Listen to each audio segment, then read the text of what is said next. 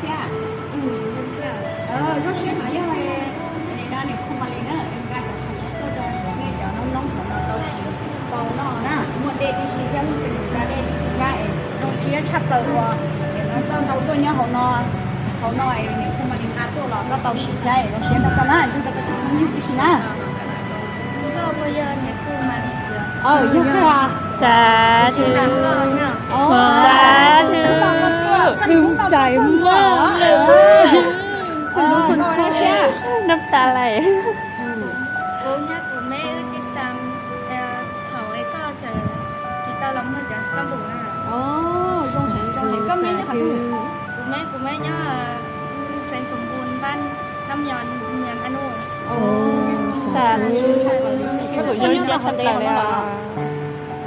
của ta nhớ quên hỏi xong á phải có cho lông lông trong nó chị bây giờ tao trong xong là สาธุ ก็ตัวเนี้ยของเรายังไม่เกิดการเช็ดใช่ป่ะ nào cái này trong chỉ mà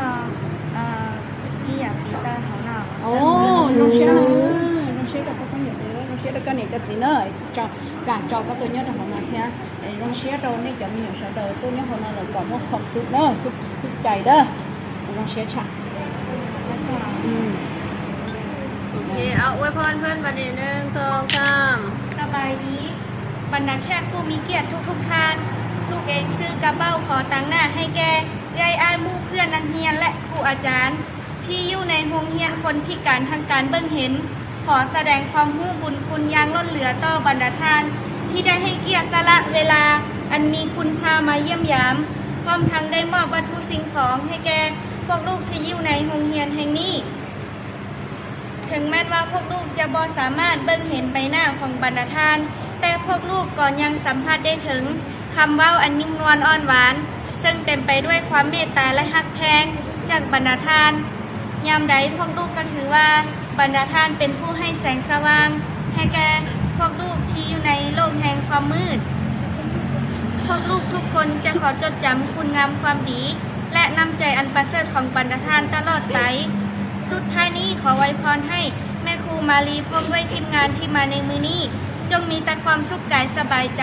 มีพลามัยที่สมบูรณ์ปรารถนาสิ่งใดขอให้บรรลุผลเป็นจริงทุกประการและยังยิ่งว่าพวกลูกพร้อมด้วยครูอาจารย์ ที่อยู่ในโรงเรียนแห่งนี้ จะได้ต้อนรับบรรดาแขกทุกท่านในครั้งหน้าอีกขอบคุณใจ สาธุสับซึ้งมากเคารพ